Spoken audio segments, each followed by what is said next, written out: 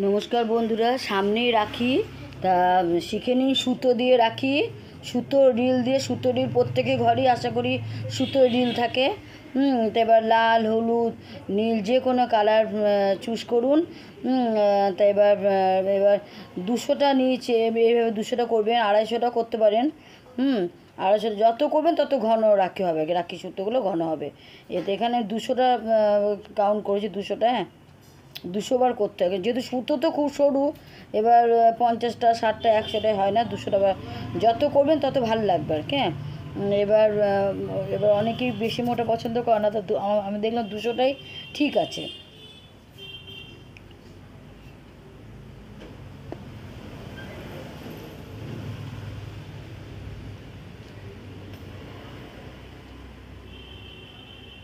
পুরোটাই আমি তোমাদের শিখিয়ে দিচ্ছি। মানে আমি অনলাইনে কিছু করছি না, অফলাইনে করছি না, পুরোটাই তোমাদেরকে আমি দেখিয়ে দিচ্ছি।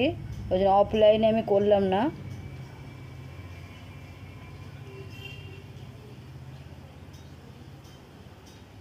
এভাবে 200 বার নেবে। খুব তাড়াতাড়ি করছি বলে হয়তো বুঝতে পারছো না 200 বার নিয়েছি আমি। হ্যাঁ, আমি গুনে গুনেই করেছি। 200 বার যে হয়েছে, আমি আর করছি না।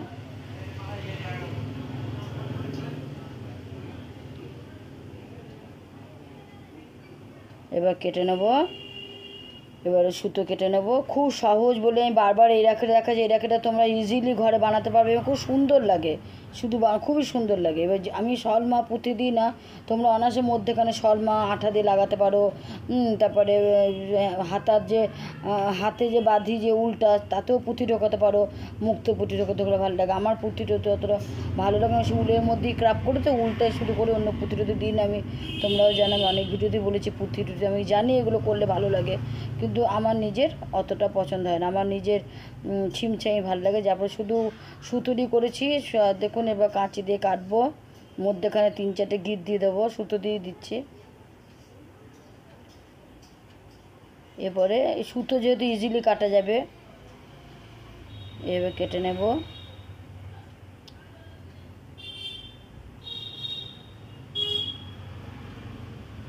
এবার ব্রাশ দিয়ে আঁচড়ে নেব।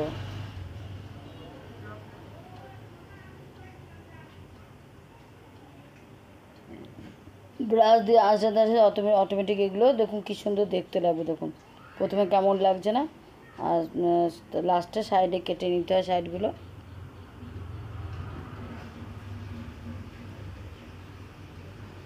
যত ব্রাশ দিয়ে আঁচড়াবেন তত রাখিটা সুন্দর হবে। আঁচড়ানোটাই কিন্তু সব থেকে ইম্পর্টেন্ট।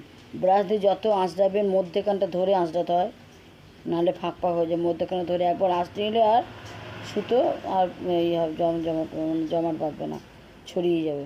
এবার আঁচড়ে নিতে হয়, ব্রাশ দিয়ে আঁচড়াতে হয়। এবার সাইডগুলো কেটে নিতে হবে।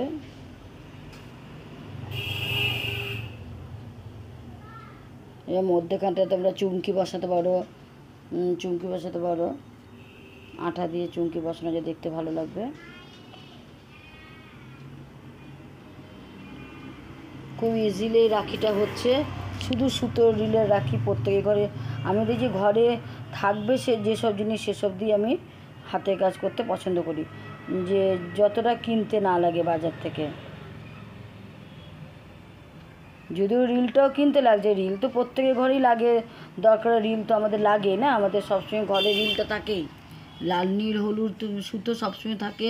সেলাই তো আমাদের করতেই হয়, যার ফলে রিল ঘরোয়া জিনিস দিয়ে আমি শেখানোর চেষ্টা করছি। মোট কথা দেখুন, আমি আঁচড়ানো হয়ে গেছে।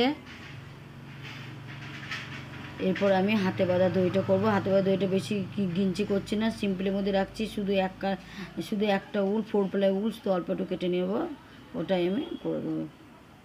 হাতে বাঁধা করবো দড়ি। আপনারা হাতে বাঁধা দড়িটা সোনালি জড়ি আছে না, জড়ি, সেই জড়ি দিয়েও জড়ি কিনে আনতে পারেন। গ্লেজ এখন সব গ্লেজের যুগ। এবং আমি কমলা উল নিচ্ছি, হাতে বাঁধার সাইজ নিচ্ছি যতটা লাগে। এরপরে আমরা আসন বোনা ছুঁচো এটা উল্টো দিয়ে সেলাই করে দিতে পারেন, কি আমি কুরুশ দিয়ে টেনে নিচ্ছি, সুতো বোনা কুরুশ আছে, সুতো বোনা কুরুশ দিয়ে আমি টেনে নিয়ে করেছি, এটা দেখিয়ে দেবো।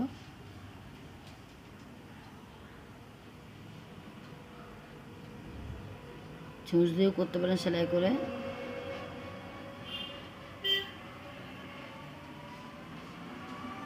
ছুঁচ দিয়েও করতে পারেন।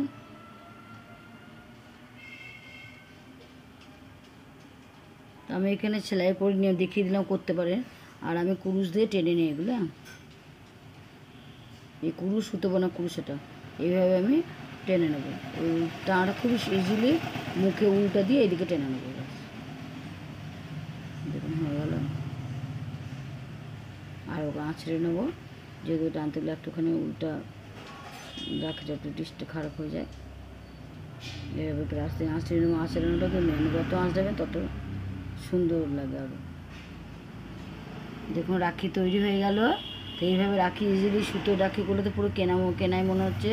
আর আগের ভিডিওতে আমি উল দিয়ে রাখিটা বানিয়েছিলাম, তাই কোন রাখিটা ভালো হয়েছে আমাকে প্লিজ জানাবেন।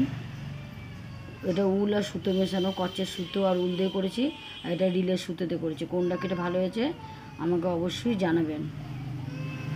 আর আমাকে হাওড়া বাগান না কোথা থেকে ফোন করেছেন, খুব খুশি হয়েছি চাদরের